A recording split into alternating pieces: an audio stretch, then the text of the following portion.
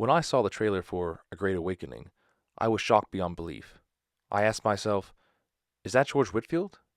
And behold, it was. I never thought in the modern age that a movie would be made about this famous preacher who lived in 18th century America. He is an underrated figure in the U.S. founding, but his importance was as great as the figures such as John Adams. That may be giving him too much credit, but I will explain why shortly.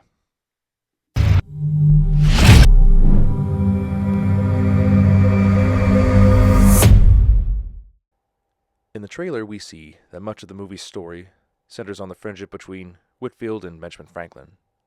This is historically accurate because both men admired and benefited from each other.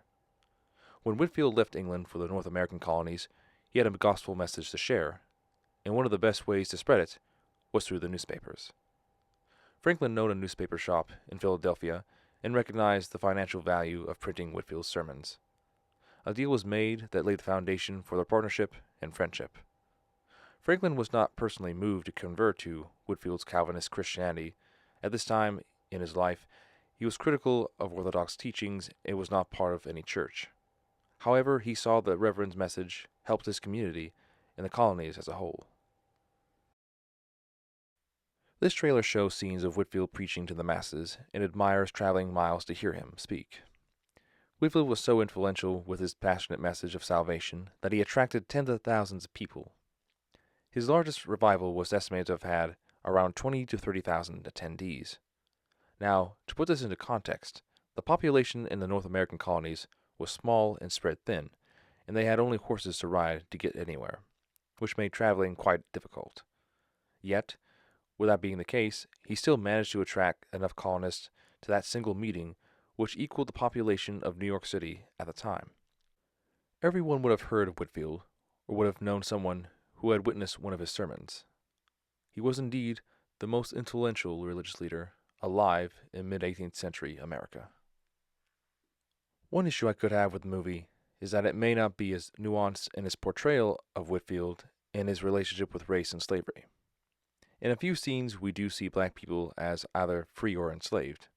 They look like they want to hear Whitfield's message, like everyone else, which was accurate. He did preach to everyone, regardless of race. For example, the Reverend mentored a free black man named John Morant, who tried to disrupt one of his meetings, but was called to repentance. Morant was silenced, and after that meeting, both he and Whitfield prayed together. He was inspired to convert, and went on to convert members of his family, along with Native Americans. When it came to enslaved people, Whitfield felt that they also needed to be saved, and he was critical of the methods slave masters would use to punish the people they held in bondage. However, he believed slavery was a necessary evil and would become a slave owner himself by purchasing a plantation in the Georgia colony to generate funds to operate his orphanage. He was the man of his time who facilitated change, but only to a point. Even though he was not a champion for liberty, he was responsible for uniting the colonies. During his ministry, the colonists were divided by the harsh attitudes of members of different Christian denominations. Arguments between those who considered themselves true Christians and those who had the right doctrine made it impossible to unite behind a single cause. Whitfield preached firmly against such disagreements, saying, "God help us all to forget party names and to become Christians in deed and in truth." His listeners did take this message to heart and overlooked their doctrinal differences. When the time came for the colonists to decide whether to come together to fight against England, they no longer had the hostility between them that they had before. Whitfield deserves the credit for indirectly uniting the colonies.